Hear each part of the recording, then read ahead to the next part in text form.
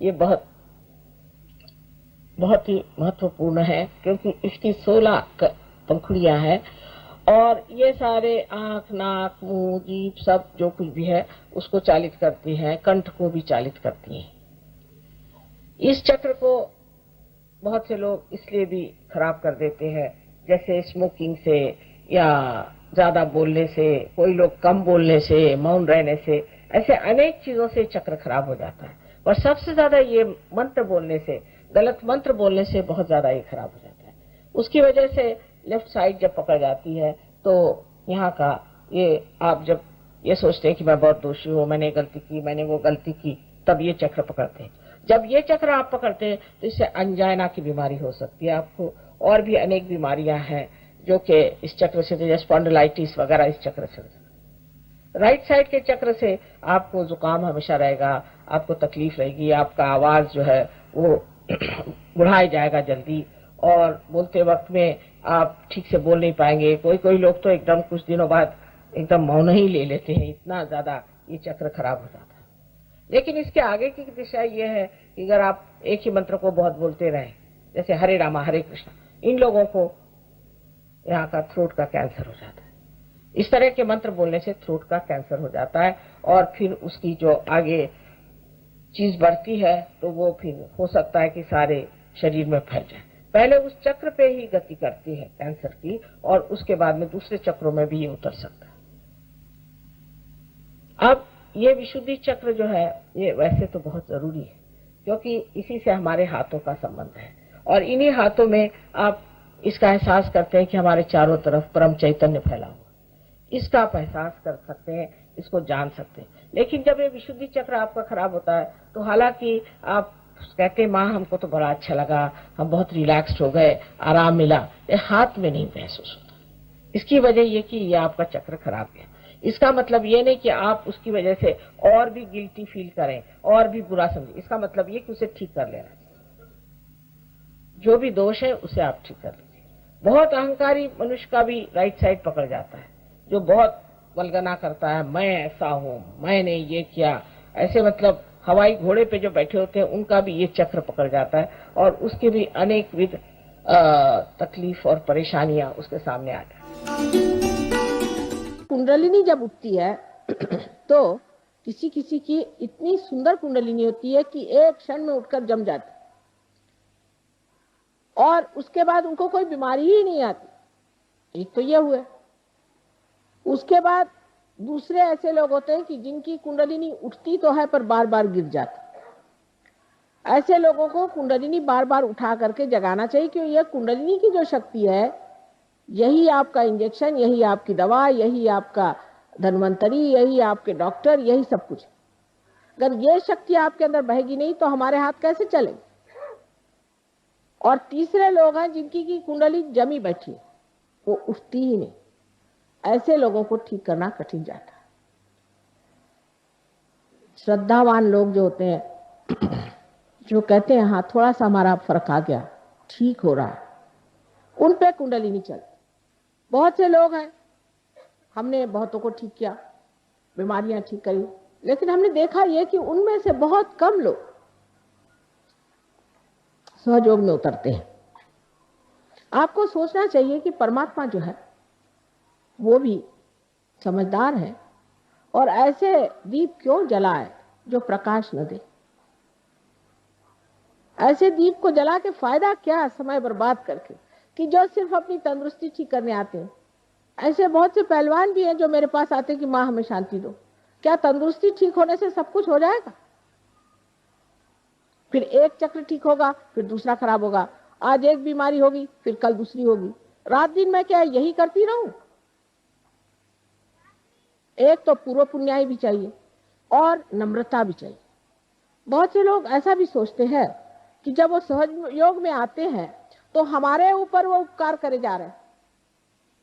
ये नहीं समझते कि हमारा ये अहोभाग्य कि आज हम आए, हमारी कुंडली जागृत हुई और हमने इसे प्राप्त किया। जब मनुष्य यह समझ लेता है तभी परमात्मा उसे स्वीकार करते हैं, न कि अहंकारी मनुष्य को कि हाँ भाई हम तो खास करके इसीलिए आए, जैसे कि आप हमारे ऊपर उपकार कर रहे हैं। उपकार परमात्मा का हमारे ऊपर है, उनके ऋणी होना चाहिए, उनको धन्यवाद देना चाहिए कि प्रभु हमें ये समय दिया कि हम इस चीज में आए, अब हम तुम्हारे दरवाजे आए। सिर्फ बीमारी ठीक करने वाले जो आते हैं उसमें हमारा चित्त जाता ही नहीं। हाँ, यह है कि जैसे ही कुंडलिनी का जागरण हो जाता है और जब कुंडलिनी उठ जाती है तो जो जो बीमारियां, जो ऊपरी बीमारियां हैं, ये सब ठीक हो जाती है। लेकिन वो कुंडलिनी को जमाना पड़ता है, थोड़ा अभ्यास करना पड़ता है। कोई फल है जल्दी पक जाता है और कोई पकता ही नहीं और कोई सड़ा ही होता है। इसलिए कुंडलिनी का जागरण करके उसे कहाँ रोकना चाहिए, किस तरह से उठाना चाहिए, कौन से चक्र में दोष है, क्या चीज करनी चाहिए, ये थोड़ा सा समझ लेना चाहिए। और जब कोई आपको कोई बताता है उसी प्रकार आप करें, समझदारी से। अब कंठ में श्री कृष्ण का चक्र। इस जगह श्री कृष्ण जो गोप गोपियों के साथ खेला करते थे वो बराबर बीचों बीच। अब तो आजकल ऐसे भी बुद्धिमान निकल गए कि वो कहते हैं कि जिन्होंने गीता बताई वो कृष्ण अलग और जो कृष्ण जो गोप थे वो अलग, और पता नहीं कितने उनके और तरीके बनाएंगे। ये जो कंठ है, इस कंठ में 16 है, क्योंकि उनकी 16 कला आप जानते हैं, 16 पंखुड़ियां हैं। इसे विशुद्धि चक्र कहते हैं, मैंने एकदम विशुद्ध, क्योंकि योगेश्वर है। योगेश्वर को कुछ चिपकता नहीं है। तो आप उनकी कहानियां जानती हैं कि वो साक्षात योगेश्वर है, उनको कुछ चिपकता नहीं, बिल्कुल विशुद्ध आत्मा है। और जब विशुद्ध पे आप आ जाते हैं तो सारी चीज नाटक जैसे दिखाई देती है और आप साक्षी होकर उसे देखते हैं। कोई चीज आपको चिपकती नहीं, आप साक्षी होकर के देखते हैं कि ये तो ड्रामा चल रहा है। क्योंकि आप जिस पानी में या भवसागर में फंसे हुए अपने लहरों से डर रहे थे, उससे उठकर के आप नाव में बैठ गए, आप लहरें देख रहे हैं। ये साक्षी स्वरूपत्व आप में अंदर आ जाता है। जैसे ही साक्षी स्वरूपत्व आ जाता है तो आप सारी सृष्टि को एक साक्षी होकर के देखते हैं और आप पर किसी चीज का असर नहीं आता। दूसरी बात यह है कि जो प्रश्न है आपके, उसका हल इससे बाहर निकलने पे ही होता है। जब तक आप उसमें उलझे हुए हैं आपके प्रश्न कभी ठीक हो ही नहीं सकते। उससे जब आप बाहर निकल आते हैं तभी आप इस प्रश्न को ठीक कर सकते हैं। तो यहाँ पर बसा हुआ जो श्री कृष्ण का कंठ का स्थान है, इसमें भी 2 हिस्से हैं। एक को जैसे लेफ्ट का है और एक राइट। लेफ्ट में श्री विष्णु माया का स्थान। श्री विष्णु माया के बारे में आप जानते हैं कि जो उनकी बहन थी जिन्होंने स्वर्ग में जाकर के आकाशवाणी करी थी, बादलों में से गरज कर कहा था कंस से कि तेरा मारने वाला अभी जीवित है। वही आकाशवाणी आज भी कार्य करती है। जो बिजली है ये भी कार्य करती है। और आप कभी देखिएगा तो आपको आश्चर्य होगा कि हमारे भी फोटो बड़े कमाल के आते हैं। और जो ये कैमरा जिसे हम सीधी सादी चीज समझते हैं, इसने ऐसे ऐसे हमारे फोटो निकाल दिए हैं कि आप हैरान हो जाइएगा। यहाँ तक कि बादलों में तक हमारे फोटो आते हैं। ये आकाशवाणी का कार्य है, ये विष्णु माया है। इस विष्णु माया पर ये कहना है कि जब हमें भाई बहन का विचार नहीं रहता, जब हमारे अंदर ये शुचिता रहे, हम जब दूसरी औरतों के और बुरी निगाह डालते हैं तब भी ये चक्र पकड़ जाता है। या किसी कारणवश हम ये सोचते हैं कि हम पापी हैं, हम दुष्ट हैं, और इस तरह की बेकार की अपने बारे में न्यून कल्पना कर लेते हैं, तब भी ये चक्र पकड़ता है। ये कल्पना कहीं कहीं बहुत ज्यादा मैं देखती कि हम तो पापी हैं, क्योंकि रात दिन जो आता कहता तुम लोग पापी हो, ये संसार पापी है, और जो बताने वाला वो कौन बड़ा धर्मात्मा है। ये सब बातें सुन सुन के मनुष्य अपने को इतना नीचा गिरा लेता है कि उसकी ये लेफ्ट विशुद्धि पकड़ती है, और इसके पकड़ जाने से अगर हृदय में भी पकड़ आ जाए तो अनजाना जैसी बड़ी घातक बीमारियां हो जाती हैं। रात दिन कभी पत्नी, कभी पति, कभी घर, कभी समाज, किसी भी औरत में ये हमेशा भरते रहता है कि तुम बड़ी खराब। उस वक्त ये चक्र पकड़ जाता है और इससे अनेक बीमारियां हो जाती, पर सबसे घातक बीमारी इसकी अनजाना की है।